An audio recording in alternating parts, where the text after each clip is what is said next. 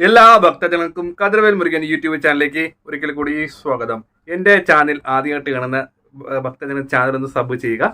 ജ്യോതിഷ സംബന്ധമായ എന്തെങ്കിലും കാര്യങ്ങൾ അറിയാനുണ്ടെങ്കിൽ ഈ നമ്പറിൽ വിളിക്കുക. നിങ്ങളുടെ പ്രശ്നങ്ങൾ ഓൺലൈനായി എല്ലാ കാര്യങ്ങളും പരിഹരിച്ച് തരുന്നതായിരിക്കും. അപ്പോൾ കാര്യത്തിലേക്ക് കിടക്കാം.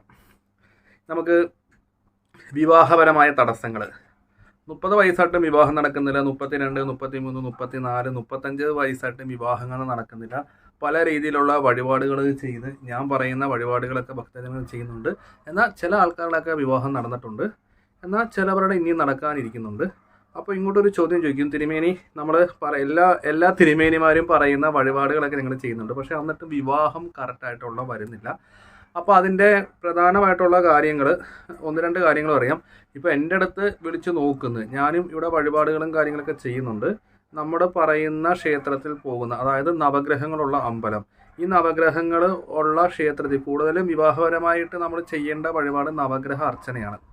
ഈ നവഗ്രഹ അർച്ചന ചെയ്യാൻ പോകുന്ന നവഗ്രഹ അർച്ചന തന്നെയല്ല, സ്വയംവരമായാലും ബാണേശ്വരി ആയാലും വിവാഹപരമായ എന്ത് കാര്യത്തിന് പോയാലും അവിടെ ഇരിക്കുന്ന ശാന്തിക്കാരനോടോ തിരുമേനിയോടോ നമ്മൾ പ്രത്യേകമായി പറഞ്ഞ് തന്നെ ചെയ്യിപ്പിക്കണം. ഇപ്പം നമ്മൾ ചീട്ട് കൊണ്ടോ കൊടുത്ത് നമ്മൾ തൊഴുത് വരുമ്പോൾ പുള്ളി ചെയ്യുമെന്ന് പറഞ്ഞാൽ ചെയ്യത്തില്ല. എന്നാൽ മിക്ക ക്ഷേത്രങ്ങളിലും ഒരുമാതിരിപ്പെട്ട തിരുമേനിമാർ നല്ലപോലെ ചെയ്യത്തില്ല. എന്നാൽ ചെറിയ ക്ഷേത്രങ്ങളിലും അതേപോലുള്ള ക്ഷേത്രങ്ങളിൽ നല്ലപോലെ ചെയ്യുന്ന തിരുമേനിമാരും ഉണ്ട്. നവഗ്രഹാർച്ചന എൻ്റെ അറിവിൽ നമ്മുടെ തട്ടാരമ്പലം അതായത് ചെട്ടികുളങ്ങര എത്തുന്നപ്പുറം തട്ടാരമ്പലത്തിൽ നല്ലപോലെ നവഗ്രഹാർച്ചന നടത്തും. അതേപോലെ തന്നെ കിടങ്ങൂർ സുബ്രഹ്മണ്യ സ്വാമി ക്ഷേത്രത്തിൽ ഇപ്പുറത്തൊരു ഗണപതിയുടെ അമ്പലമുണ്ട്, അവിടെ നല്ലപോലെ നവഗ്രഹാർച്ചന നടത്തും. പിന്നെ നമ്മുടെ തെന്മല ഒരു മുരുകൻ്റെ അമ്പലമുണ്ട് പൊക്കത്ത്, അവിടെ നവഗ്രഹങ്ങളുണ്ട്, അവിടെ നല്ലപോലെ അർച്ചന നടത്തും. പിന്നെ നമ്മുടെ ആലപ്പുഴ ജില്ലയിലാണെങ്കിൽ നവഗ്രഹ ക്ഷേത്രം 3-4 ഉണ്ട്. അതായത് മുല്ലയ്ക്കൽ നല്ലപോലെ നവഗ്രഹാർച്ചന നടത്തും, കിടങ്ങാമ്പറമ്പത്ത്, അതേപോലെ തന്നെ പിള്ളയാർ കോവിൽ. പിന്നെ അങ്ങോട്ട് പോവുകയാണെങ്കിൽ തെക്കോട്ട് വടക്കേ സൈഡിലാണെങ്കിൽ ചക്കംകുളങ്ങര, അതായത് തൃപ്പൂണിത്തറയിൽ ഒരു ക്ഷേത്രമുണ്ട്, അവിടെ നവഗ്രഹാർച്ചന. അപ്പം നമ്മൾ ഇവിടെ പോകുമ്പോഴത്തേക്ക് തിരുമേനിമാരോട് പ്രത്യേകം പറഞ്ഞു വേണം ചെയ്യിപ്പിക്കാൻ. കാര്യത്തിലേക്ക് കിടക്കാം.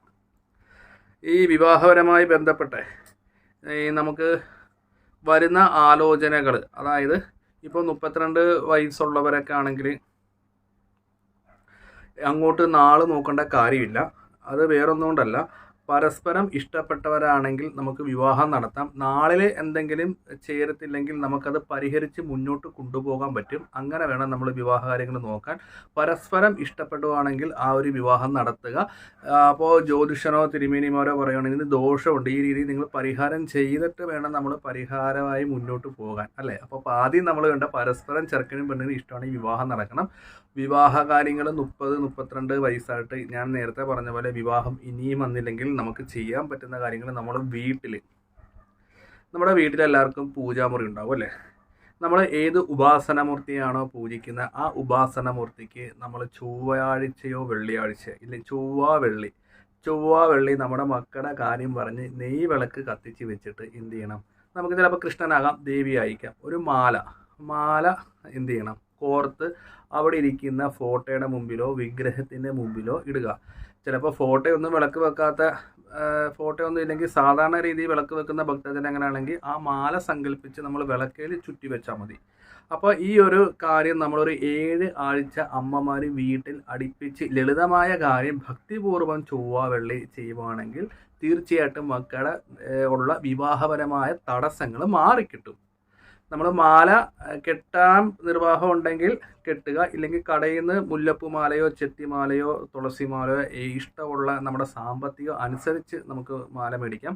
പക്ഷേ നെയ്യ് ഉപയോഗിച്ച് തന്നെ വിളക്ക് കത്തിക്കണം. ഒരു 10 മിനിറ്റ് 15 മിനിറ്റ് കത്തിച്ചാൽ മതി. ചൊവ്വാഴ്ച വെള്ളിയാഴ്ച 5 തിരിയിട്ട് കത്തിക്കണം. ഈ നെയ്യ് മൊത്തവും കരിന്തിരി കത്തിക്കാൻ ഇരിക്കരുത്. ഒരു 10 മിനിറ്റ് കഴിഞ്ഞ് നമുക്ക് നെയ്യ് വിളക്കൊക്കെ കെടുത്തി വെക്കാം. അല്ലാതെ നെയ്യല്ലേ അങ്ങനെ കത്തട്ടെ എന്ന് പറഞ്ഞ് അങ്ങനെ ഇരിക്കരുത്.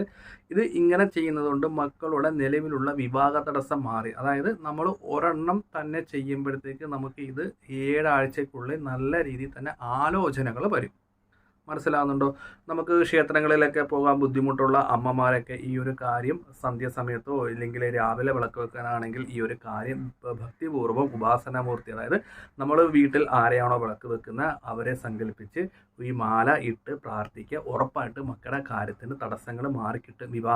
വിവാഹം മാത്രമല്ല ജോലിയിലെ കാര്യങ്ങളും ഈ ഒരു പ്രാർത്ഥന കൊടുക്കുകയാണെങ്കിൽ തീർച്ചയായിട്ടും മാറിക്കിട്ടും.